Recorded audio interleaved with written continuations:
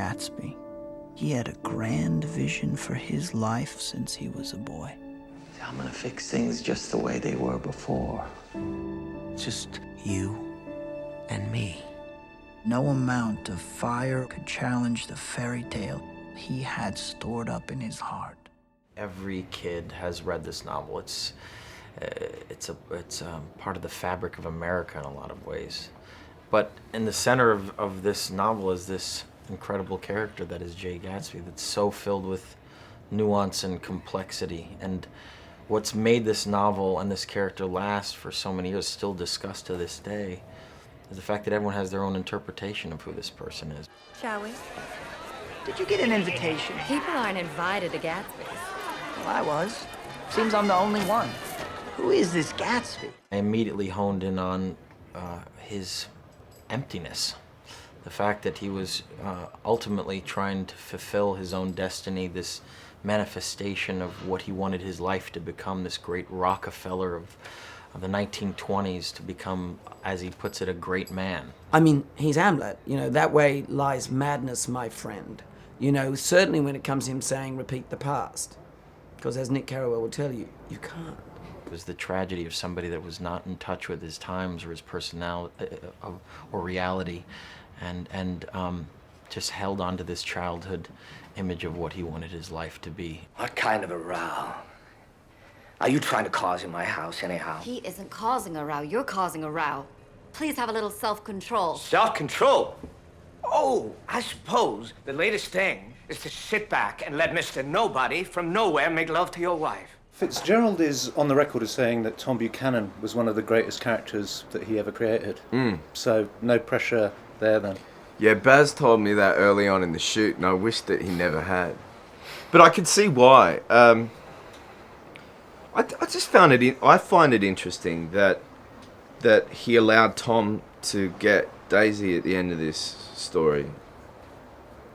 Partly because he was also openly on record saying that he despised characters or guys like Tom at college.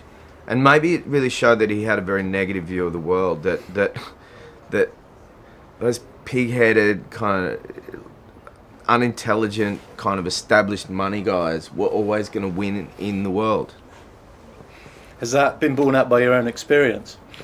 Yeah, it always feels that way, doesn't it? It's also like I was saying the other day, like, you know, bad guys always, you know, it's like bad guys always get the girls, you know. It's a similar thing. I think it's like sometimes the world and the way it's set up as a game of winners and losers doesn't really fit a moral code. Is all this made entirely from your own imagination?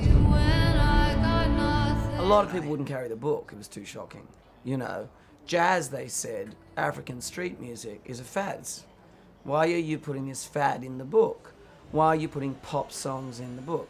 So all the choices, however Baz they seem, and of course I can't disconnect myself from some of my own techniques, but my real focus, our focus was always to, if not, like, reveal the book to the extent that we're translating it into another medium and making it feel like it felt to read in 1925. Baz introduced me to Ginevra King, who I knew nothing about, who was one of the inspirations for Daisy, and then also sort of led me to read a lot about Zelda Fitzgerald. And so I guess in reading about those women, they influenced me a lot, and that sort of lent some empathy to or at least the choices that Daisy makes. I kind of understood clearer, and understanding the time a little bit more. Ginevra was incredibly wealthy. You know, she came from a very sort of wealthy family, practically royalty, and the way that she talks about her obligation to them, she says in one of her letters, you know, I would marry anyone. She has this really sort of, you know, passionate feeling, very romantic. I'd marry anyone. I'd marry a pauper and a soldier. And then the next sentence, if I loved them enough. And then she says, of course I could never go against the wishes of my family. That would be scandalous. And so, you know, you see exactly where Daisy is brought in there. Daisy was the key for him, and ultimately she is this mirage. She is the green light. There was a very key passage in the novel where Nick describes what it was like for Gatsby to finally hold Daisy for the first time, and in his castle that he created for her, and yet he was still staring out at the green light.